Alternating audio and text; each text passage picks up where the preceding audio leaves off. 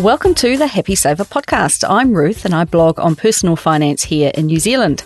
Now, because New Zealand is a really small place, it is seriously more like a village, and the people I seek out are often uncomfortable having their story told in public, you will hear their stories from me and not directly from them so that I can retain their privacy.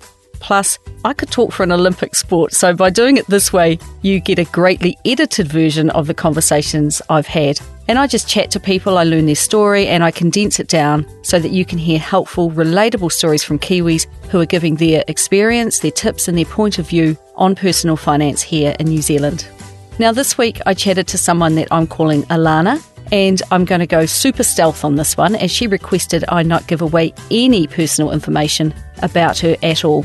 Well, except for the nitty-gritty details of her financial life, that is. Now, Alana and I had a lot in common, as it turns out, with one of those things being the ability to talk, which we did for about 3.5 hours, which has to be a record, I think.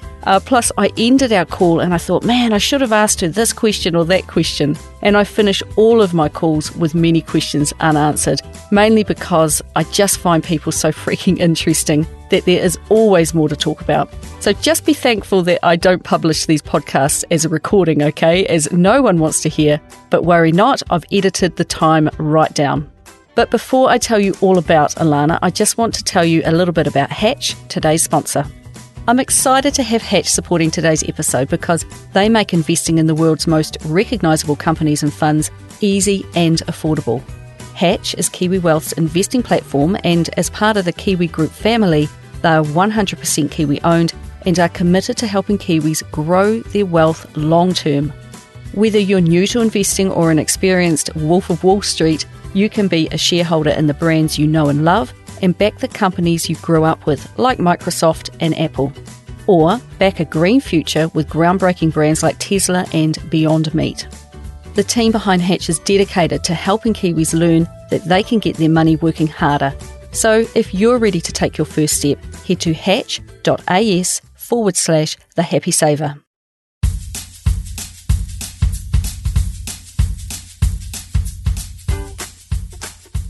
Before picking up the phone to talk to someone, I always take a few notes from information I already know about them, generally from emails we've exchanged. And for Alana, I had written, new to FI, big turnaround, got husband on board, started in July 2018 with car debt, personal loan, debt, rental debt, etc. And the fact that she had introduced me to the Netflix show How to Live Mortgage Free, which I have recently binge-watched. So clearly there was some good stuff to dive into there. Although I don't think we ever quite got to discussing the Netflix show. Maybe next time. Alana first stumbled upon my blog, The Happy Saver, back in May 2018. She said that up until then she had some ideas about budgeting, paying off a credit card, debt repayment and rental property, but nothing had ever managed to form into a proper plan. Her and her husband would always get ever so slightly ahead, but then they would always return to living paycheck to paycheck, every single time. Finding my blog sent her down a financial independence rabbit hole that she said that she never knew existed. I wanted to know what it actually feels like to live paycheck to paycheck because the last time I did that, I was a broke university student, but I've thankfully not experienced it as an adult. So I asked her, and she said that it's like just normal. You think, I've got this amount of money coming in and this amount I can spend, and then you just spend everything down to the last cent. Sometimes you even spend more than you have.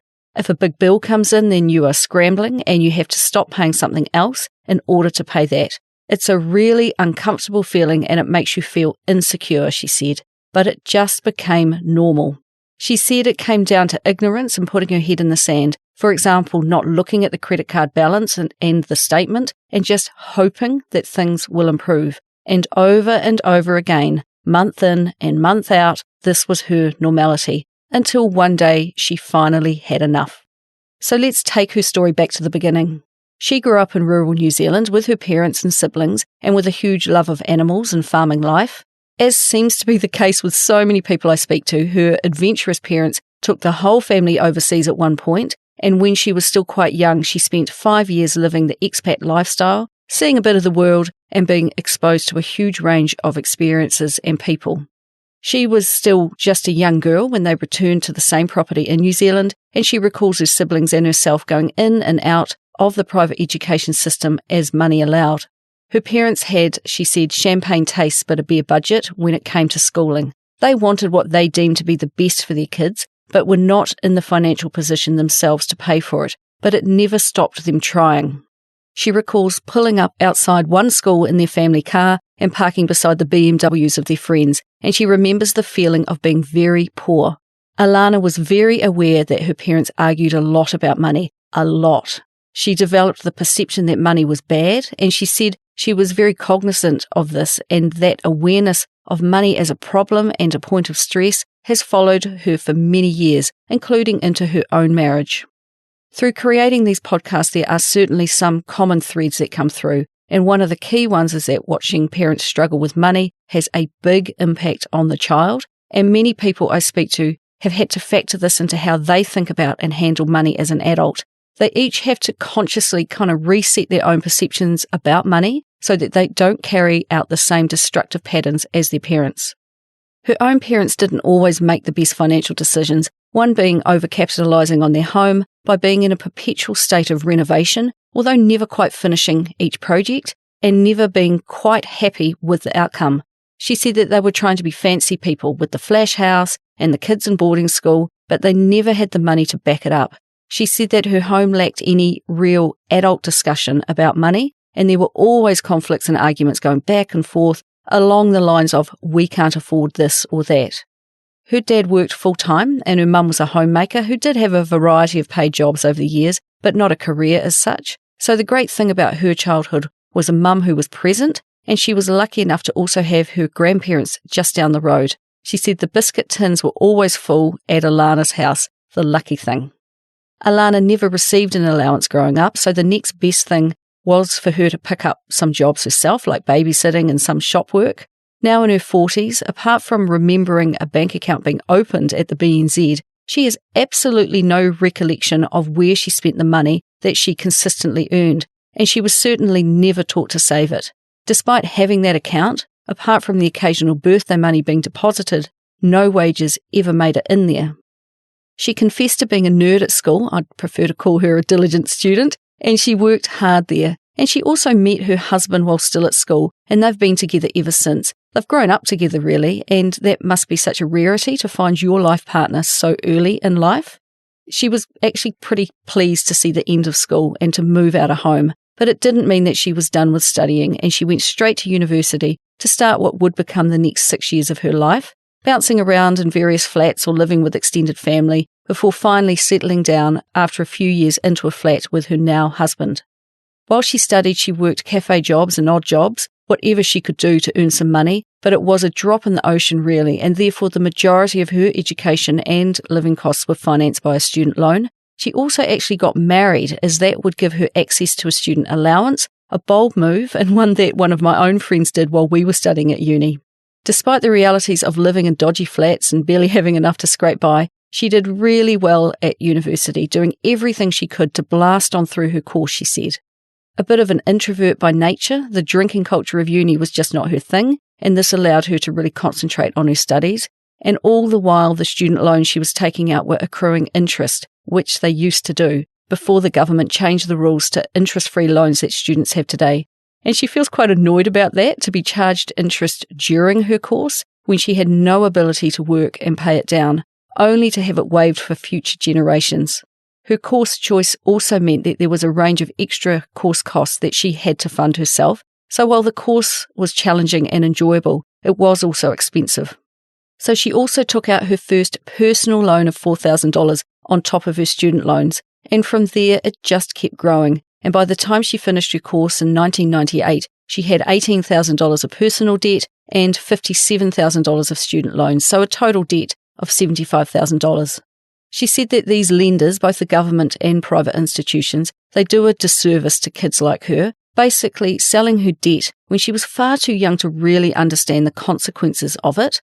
As she took these loans out, at that time she had no ability to pay it back, yet they just let her keep adding to it, banking on the hope that she would succeed in her future career and have the ability and the desire to pay it back. And I think that this is where financial education should have come into it from a much younger age, to teach kids, teenagers, young adults and adults how to prepare for university course costs without incurring debt, And I know that this is something that I am already doing with my own daughter, who is currently 12. We are actively saving up for her education now so that she can study without debt, and I spend time educating her about how to handle money too, which I often write about on my blog. Alana admits, however, that she also made some poor decisions with the money she did borrow, buying a car with some and spending today's equivalent of a small fortune to fix her sick cat. She tried to remember back, it was over 20 years ago now, and her overwhelming thought was, well, that was the cost, that was a lot of money, but that is what it has cost me to start my career. She said that it didn't register as a poor financial decision or a bad thing. Had it have done so, she said, the following years would have played out differently.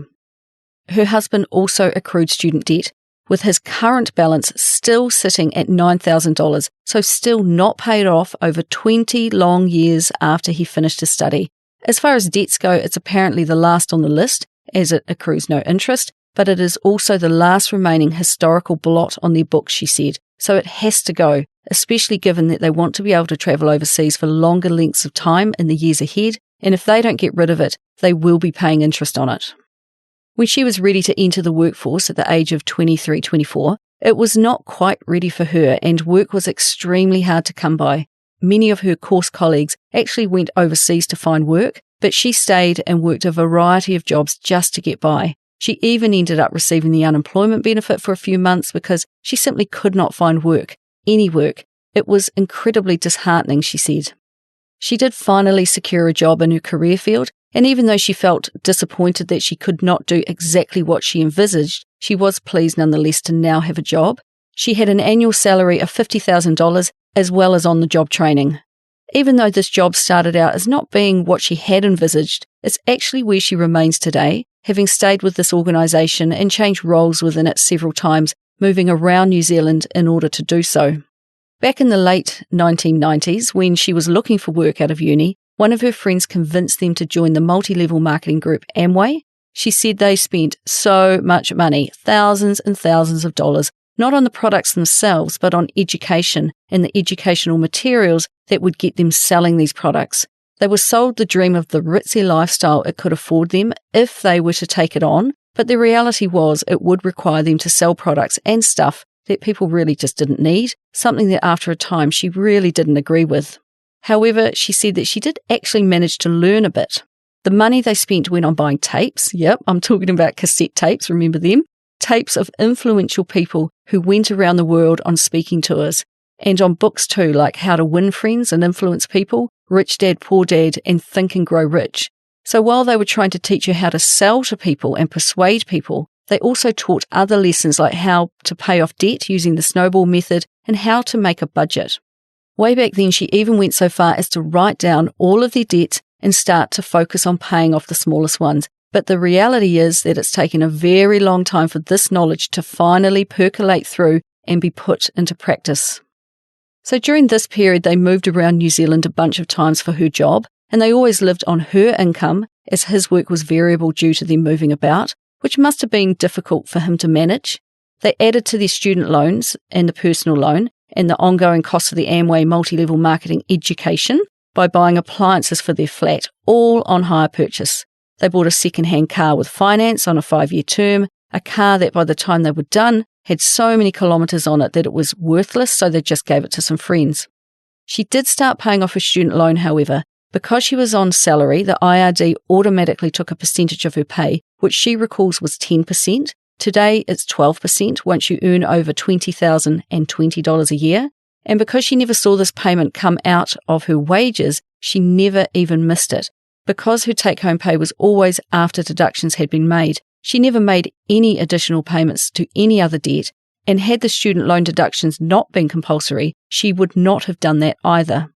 They kept moving around so she could increase what she got paid, working herself up to a very good salary of $125,000 per year, before finally, in 2006, becoming bored with the job itself and transferring to a better role for her, even though she took a $20,000 pay cut to do it, and they moved to a higher cost of living area.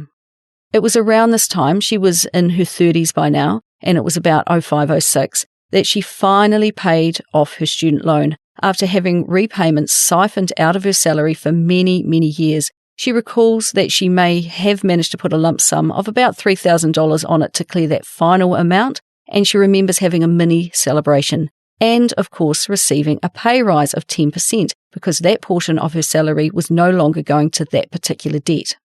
She said of this time that there was no restraint, no thought to save up money to buy something. Instead, it was always a habit of need it now, must have it now. She said that had they done a bit of planning, they could easily have avoided all debt, but she had such terrible money practices that she would pay off a bunch of debt and then run it right back up. They continued to buy more items on hire purchase. She said that they each just really pile on top of the other, things like a bed, bikes and a lawnmower, thinking they were doing okay because it was an interest-free deal, thinking they were smart because they were, quote, using someone else's money, not thinking that she was pre-committing so much of her future income for years in advance, not realizing that you never get a good deal when you use these terms because you have zero power to negotiate the price, and mainly because you can't afford the whole price if you were to pay cash.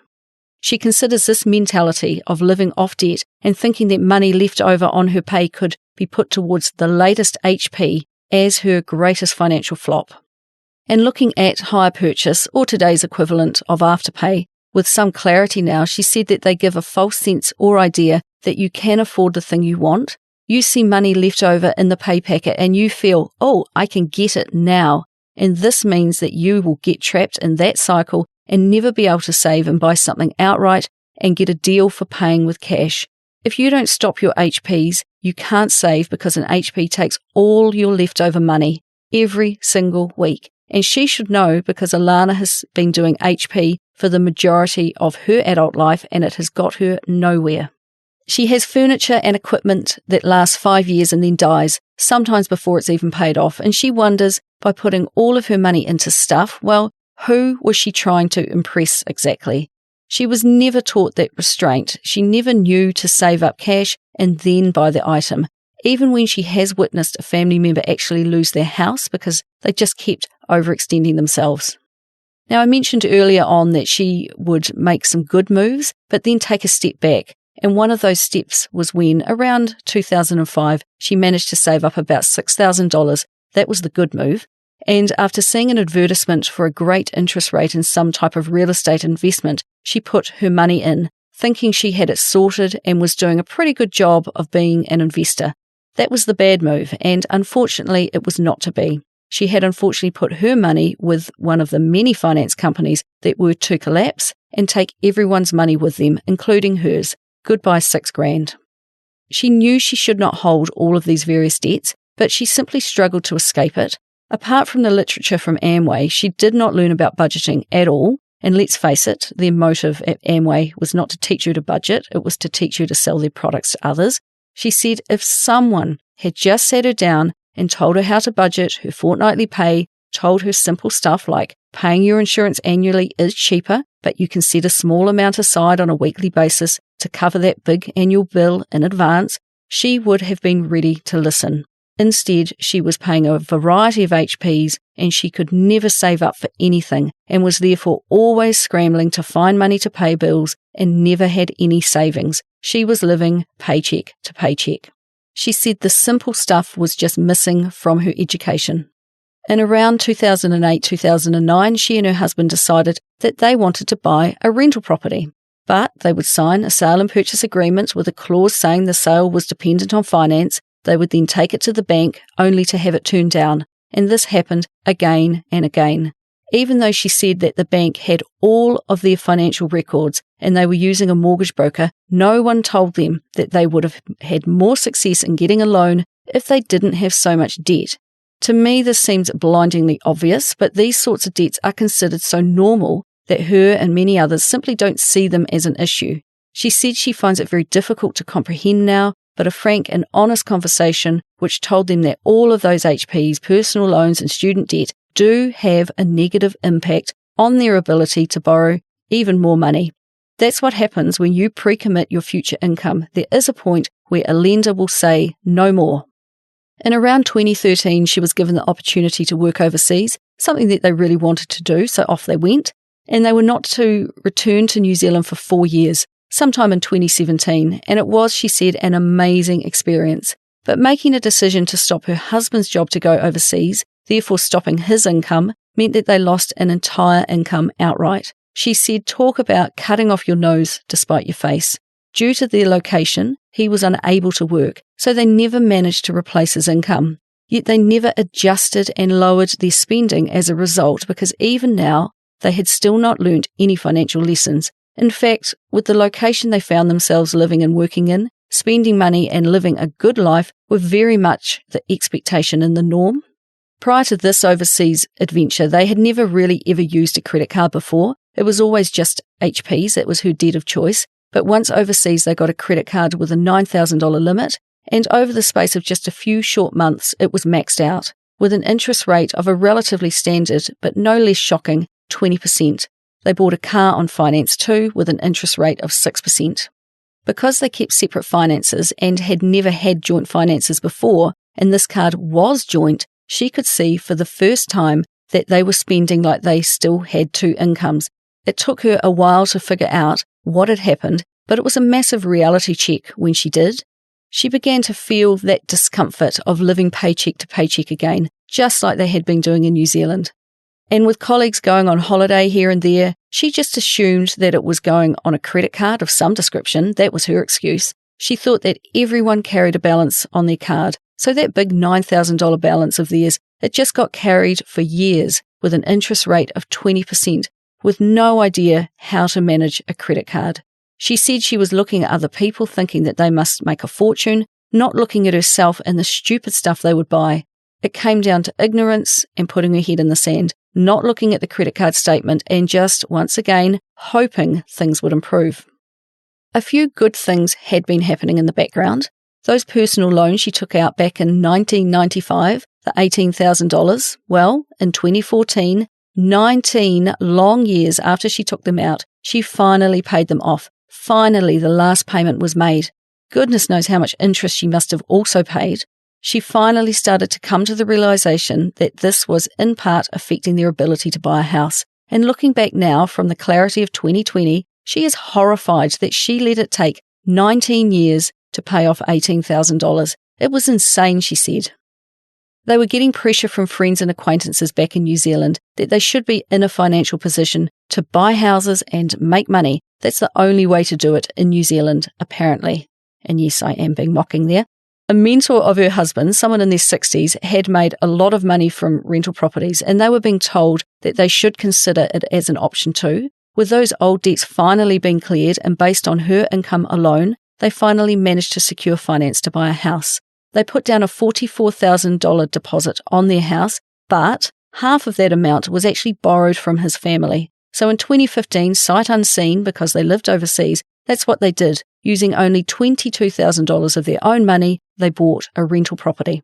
And once again, I know this is Alana's podcast and not my own, but I do wonder how and why a bank can see every single banking transaction that a person makes and still form an impression that these two were fit and able to take on hundreds of thousands of dollars of lending, when surely from everything I've just explained, they were unable to balance even their own checkbook each month. When half of a deposit is actually money borrowed from family, why is that never a cause for concern? But she said that back in 2015, the bank didn't question how they actually got their deposit together, or that they had pre-committed a portion of her income to pay back not just the bank, but the in-laws as well. Maybe it's a cynic in me, but I guess if a bank can see someone taking 19 years to pay off $18,000, they know when they're onto a good thing, right? That's a lot of extra interest payments over the life of a loan.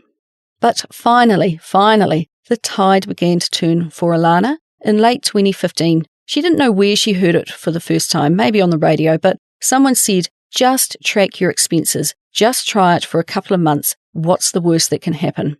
She was finally at a point in life where she was prepared to listen, to try to do something differently, to change their messy financial situation. So she did. She started tracking her expenses, and that was to be her tipping point, and also what she considers her biggest financial triumph. And her regret is that she didn't start out her working life doing this. She would be in such a different situation had she done so. And she still has the little size A6 book she bought to track things. which was very handy for when she and I spoke because she could now see the progression of her finally, now in her 40s, getting things under control.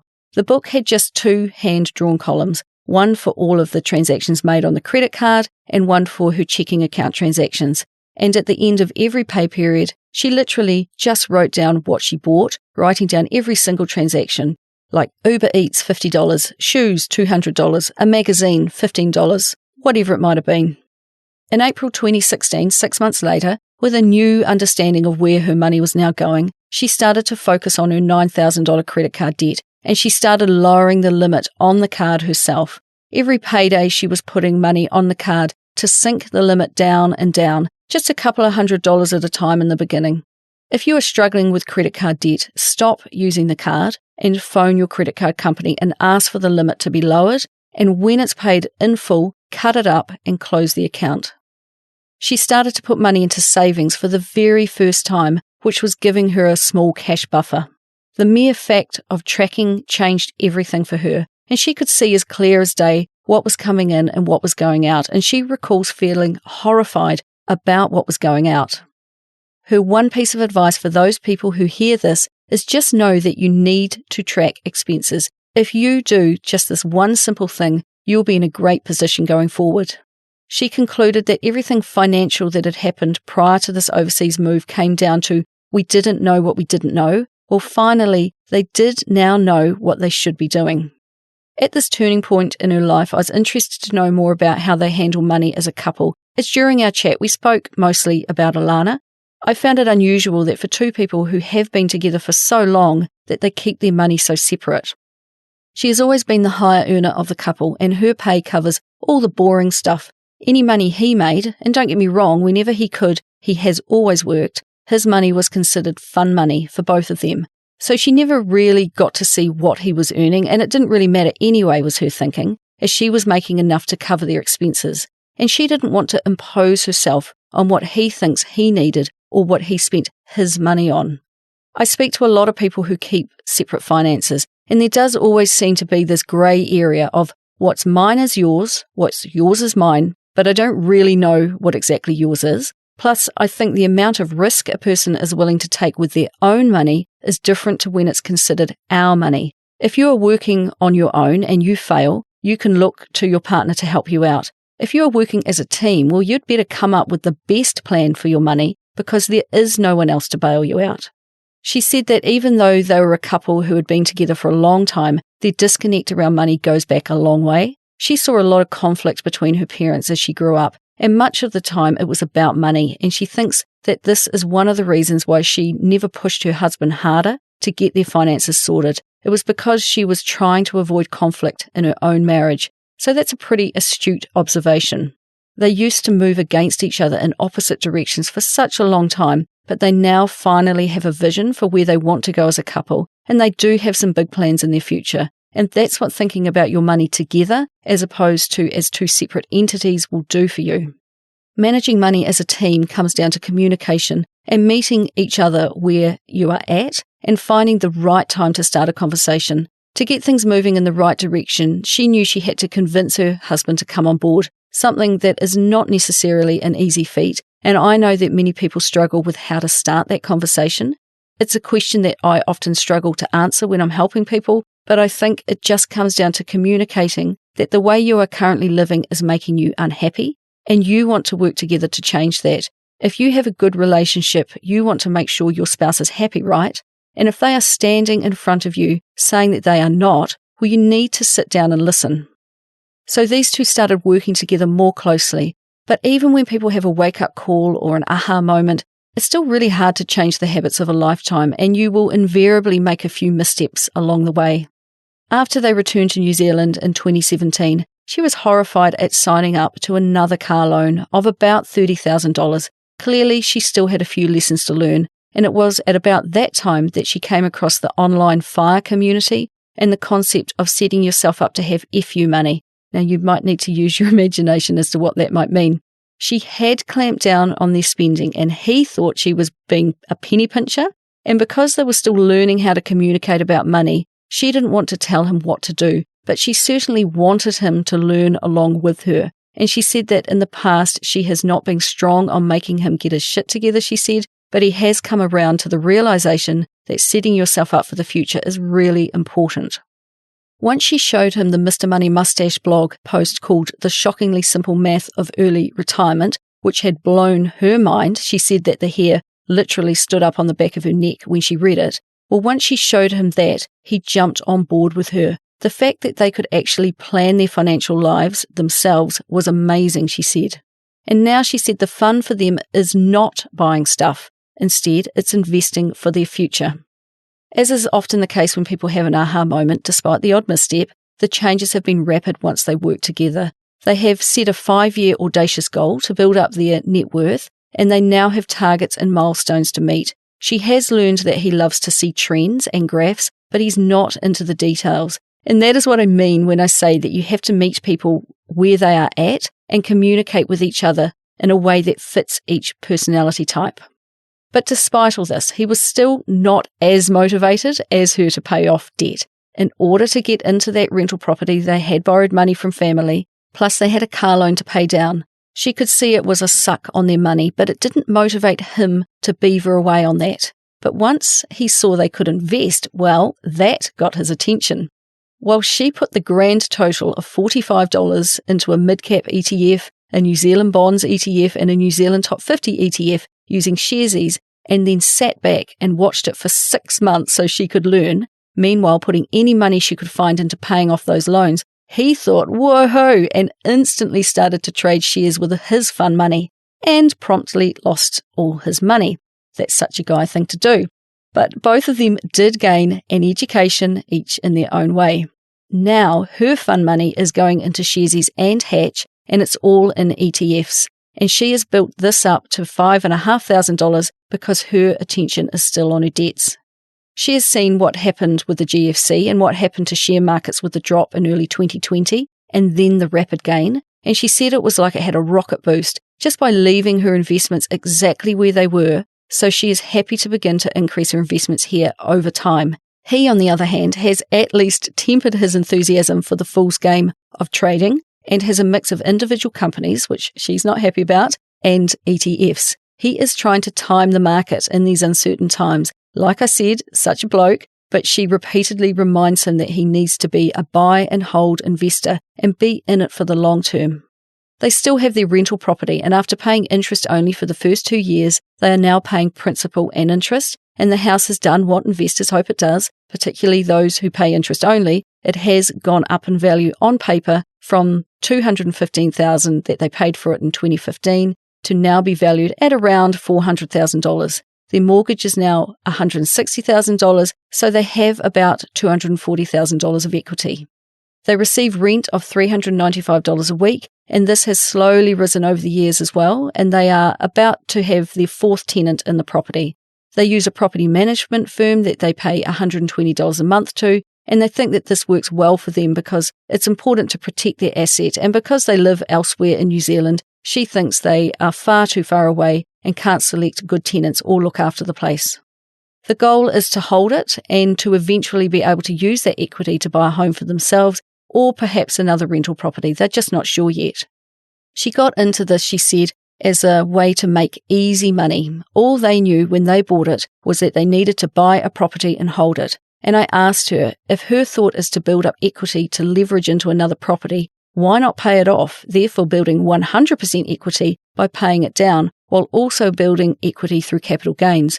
After all, you can guarantee that by paying off principal, you own a little bit more, but you can't guarantee that you will get capital gains. Their friend and mentor is now asking them what they are going to do next, but she said that when she looks at the math of the situation, she's not convinced that owning 20 properties is the way forward, or even doable given the amount of lending they would have to carry. She has worked out that they would have to own a minimum of 5 houses freehold to get enough rent to maintain their lifestyle. Say that's based on $400 a week rent times 5 properties. That gives you $104,000 a year before tax, before maintenance, insurance, property managers, etc. She had been of the opinion, like so many Kiwis, that buying rental property was the way to build wealth. But I think that their mentor bought at a different time and that their success cannot be replicated by these two without significant and risky lending into a market of steeply rising house prices. So what to do? Investing into the share market, like I just mentioned, via Hatch and Sharesies has actually shown them another way, and she is very grateful for that. She makes a very valid point here, because when I ask people why they are so hell-bent on mortgaging themselves up to their eyeballs in investment property, it's mainly because it's all they have ever been made aware of. But these investment platforms and others like them have opened up a whole other way of building wealth, which over time will give them a much more balanced portfolio of investments. They both have retirement funds. Hers is in an ASB growth fund, and she now has about $170,000 in it. The good thing about KiwiSaver and retirement funds is that, although not compulsory in New Zealand, there is enough motivation to get people to join, and many people who are not handling their day-to-day money well will be extremely grateful to have invested into a retirement fund when they hit the age of 65. As long as they don't then turn around and blow the money, they should be able to enjoy a better retirement. Her husband, he took a bit of a persuading to get on board with KiwiSaver and has only signed up more recently, once she managed to convince him that the money was indeed his, in his name, and it's not the government taking it from him. He invests the minimum into an aggressive fund to get the $521 top-up each year. Alana said that she has run some numbers and has calculated that if she leaves hers alone and continues to contribute 3% from her salary plus 3% from her employer, at 65 she will have, she said, about $880,000, and it blew her mind that just steady and consistent investing into her retirement fund, which is invested in shares, would get her to that amount of money. And I must admit that I've not double-checked these figures myself, but I suspect that she is roundabout right. And that's what slow and steady investment over a long period of time looks like.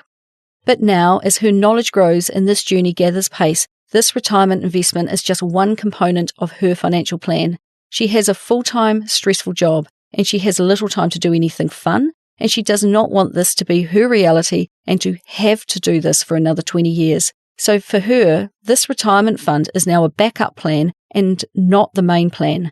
She wants to get her FU money sorted so that she does not feel trapped in her job, that feeling that she can't move jobs because she would take a pay cut, or if you leave an industry you fall behind. She does not want to feel that way anymore.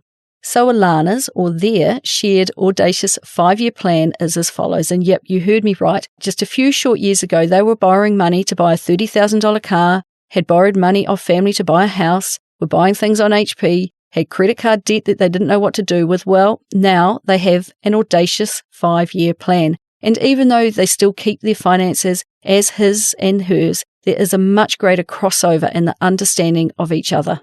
She still uses a little book to write out her expenses, so she's still writing down what comes out of her account because it makes her be there in the moment to understand what is going on instead of wondering what happened. She now also tracks both of their income and expenses in a spreadsheet that she has created, and she said that she is really nailing it every month and has this process locked in. She enjoys this process. She actually finds it quite therapeutic, she said, and she encourages you to find whatever system works best for you and just stick with it. Everyone is different, and that's okay. But while she is now all over his stuff and can see his expenses and earnings, he is still in the process of becoming interested in what is happening on her side of the ledger. Once again, it comes back to meeting people where they're at, and some are just not interested in that level of detail. But there might come a point when that changes, and Alana would very much welcome that if and when it happens. For now, she is just happy that they have worked together enough to be finished on the debt, excluding his student loan and the mortgage, and focus on the future, and she knows that they are now both heading in the same direction. He is becoming way more cognizant of how his income can be utilised, and he is loving seeing the passive income coming from their investments, and she's really encouraging that interest. Things happen fast once you set your mind to it. In mid-2018, they really got moving, and they started saving for an emergency fund. They opened accounts with Sharesies and Hatch. They owed $29,000 on that car, and at that point $18,500 to family, and they still had $169,000 owing on their rental. They got really serious around September 2019 by tracking everything much, much more closely and being much more intentional about their spending. They cut back on eating out unless it was for a specific reason. The daily bought coffee was obliterated. The weekly takeout became homemade burgers on a Friday night, and she started monitoring their net worth, expenses and savings rate on a monthly basis. And by September 2019, they had $7,500 owing on the car and just under $17,000 to family and $165,000 on the mortgage.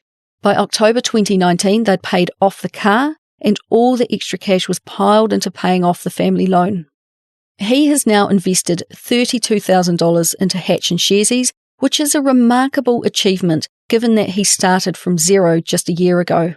They need to put, she's worked out, about $7,000 away each month in order to end up having $670,000 in investments, which will be made up of their rental property and equities by the end of 2024.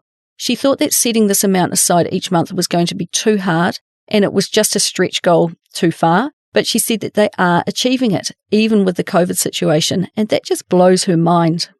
Their retirement funds are not included because they can't be accessed until 65. She is tracking their net worth and watching it rise as their debt goes down and their investments and savings increase.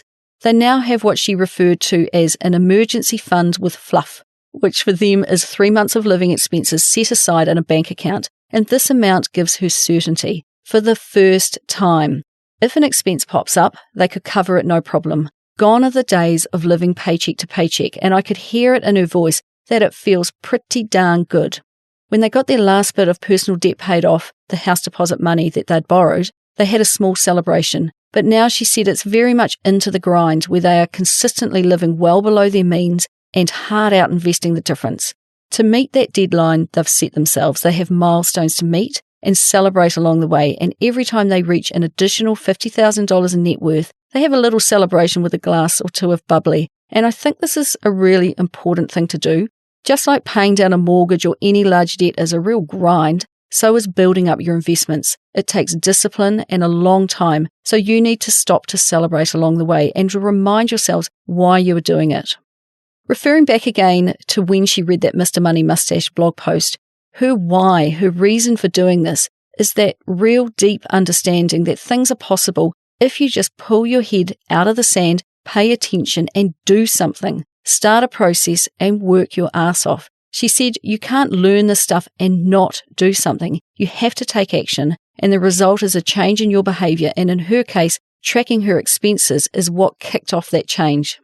Alana finds that once she's on a topic, she aims to learn as much as she can, and working out how to be better with money saw her progress through a few resources such as the wise words of New Zealander Mary Holm in her book Rich Enough. Plus, a big help was hearing about all the other people I've spoken to for this very podcast. Then she found Choose FI, where she heard stories of other everyday people that were in the exact same position as her, getting themselves out of debt using just effort, focus, and a goal. She likes the blogs of Frugal Woods and J.L. Collins, as do I. The escape artist, she likes his ability not to pull his punches. Some might find him quite confrontational, she said. And she likes the Kiwi traveller and blogger The Deep Dish because of his wide range of topics. She likes Get Rich Slowly by J.D. Roth and his YouTube channel for his morning musings, particularly episode number 30, she said, about focusing on the big picture. And of course, Mr. Money Mustache. There is so much there that she has benefited from, but the shockingly simple math behind early retirement is the one that gave her chills and really set her off. She got all the books out of the library that had any reference to money, with Martin Hawes being a key one. She learned about skinny FI and fat FI, which basically means saving just enough to retire. FI means financial independence. Her skinny FI is about 1.2 million, or saving quite a bit more so you can have a more luxurious retirement, also known as fat FI, and her number for this is about 1.6 million. On Instagram, she follows Save My Cents and My Wealth Diary, two women documenting their journey from debt to financial independence. And what of her credit card? She actually still uses one, but in a way that is far different from before. It has a $1,000 limit, and she feels completely in control of it, instead of the other way round. She said she feels like a grown-up now, and even after the annual fee of $45, she says she is getting a tiny cashback reward of about $13 a month, so it works out okay in the end. But she is now no longer wedded to it. She is interested, she is earning some money from it, but is still just testing to see if it's worth her while. She no longer feels bound to it. And this card is with the BNZ, the bank she started with all those years ago when she was just a little kid. Now, however, this is the only account she has with them, as she is no longer complacent about her banking provider, and she banks with whoever looks after her banking needs the best. And I was very pleased to hear that she is starting to have conversations with others about money, so is starting to be able to both share what she is learning, plus learn from others. Probably one of the most important conversations to mention are those she has finally started to have with her own parents around money. She said it was hard to go there, but she is so pleased she has. She's also found a few people who are each at different stages of life, both younger and older, so they can chat about what's going on with them in regards to money. And she feels that she now knows enough about what she did wrong to know what she can do right, and she wants to help other people not make the same mistakes she did. Now, these are the conversations I love to hear about, because I've lost track of the times that people have said, if someone had just told me I was doing something wrong, I could have changed. So Alana is in a great position to help other people have a few aha moments just like she did. Now, as I start to wind this up, see, I told you, it was a really long conversation we had. I happened to ask her what her living arrangements were now. They continue to rent, and they pay an enormous weekly rent of $790. They could have found a cheaper place, but they specifically chose the property they are in for its location and features, and at the end of a hard day at work, they both have a lovely place to relax in. And I have to admit to being surprised by the amount that they were willing to pay when they could rent somewhere cheaper, divert that saved money to investments, and reach the FI number earlier. But life is a series of trade-offs, and my thoughts are that most decisions are not permanent, and having justified their choice now, if in 6 months' time they still love the location, well, that's fine, just stay put. But if they want to change, well, they can. And as for groceries, this householder too spends about $250 a week, and this is the bit that makes me smile. They have sinking funds for bills and for upcoming expenses. There will never be another need to turn to a hire purchase agreement ever again, because these two have got this sorted now. Now, before I wrap up, I have another quick message from Hatch, today's sponsor. Thanks again to Hatch for supporting today's episode. Whether you're new to investing or an experienced Wolf of Wall Street, you can be a shareholder in the brands you know and love. So if you're ready to take your first step, head to hatch.as/The Happy Saver. So this has been one of the hardest podcasts to write up, in part because we talked for so long and I took so many notes, but also in part because their journey has been a drawn-out and pretty bumpy ride. Alana is just pleased to be finished with all of the personal loan debt and the car debt. She talked about the weight that comes off your shoulders when you clear your debts and create an emergency fund, just in case the shit does hit the fan, which it probably will at some point. Now she can focus on the future, especially now that her and her husband are much more united and heading in the same direction. In these podcasts, I'm always trying to show the journey so that if you are listening to this and you currently have HPs, car loans, credit cards, or mortgage debt, I want you to realise that it's not insurmountable. While I appreciate that in New Zealand there are some people with struggles that are harder to move out from underneath of, for many it's in your own power to do so if you commit to making some radical changes and working really hard. Alana and her husband have come a very long way in a short space of time, just a few short years really. Prior to that, she had some vague ideas about getting ahead, but never a proper plan, and as a result, not unsurprisingly, they never went anywhere and they always slipped back into old habits. The simple action of tracking her spending, not with the view to make instant changes, but just so she could observe their money, was an absolute game changer. And that's all it takes, the decision to start, and from there she just uncovered more and more information via the FI community about the next step to take. She said in an email to me that out of all of this, the single best thing is that she has her husband beside her in this journey. Initially, he thought she was penny pinching, but he has really bought into the vision of where they are headed, which is basically to not have to work if they don't want to. Now in their 40s, they've been together since they were teenagers, and until September 2019, he had never saved a cent. He now has more money invested than she does, and he has started a KiwiSaver as a self-employed person, and she has found out that he loves graphs. They are still working out how to communicate around money, and financially speaking, they still have a fair way to go, but by her calculations, they'll hit 25% of their skinny fine number in late 2020. That will be when they have a net worth in the high 200s, excluding their KiwiSavers, which, like I say, are locked in until 65. And they are tracking well towards their 5-year audacious goal date of October 2024, something Alana is rightly pretty excited about. Now, Alana was initially reluctant to talk to me for this podcast, but I managed to win her over. But she decided to do it for the pure reason that maybe, just maybe, her journey will help someone else with theirs, as others who have shared their story have for her. I have absolutely no doubt that it will. So thanks so much, Alana, for your time. I've still got more questions, but I'll have to save them for the next time because I'll definitely be checking back in. In the meantime, keep up the amazing progress, you two. So that's all from me this week. That was a long one, but I'll be back next Wednesday with another money journey of another Kiwi. If you enjoyed today's podcast, please hit subscribe and it will automatically update in your podcast app each time I release a new episode. And if you want to get in touch, you can find me at thehappysaver.com. And if you feel the urge, leave a review and share this podcast with your friends. Those are the best ways that people can learn about my podcast, and I would love it if you would talk more about money with your own friends and whānau and help me continue to help others be better with money. So until next time, happy saving.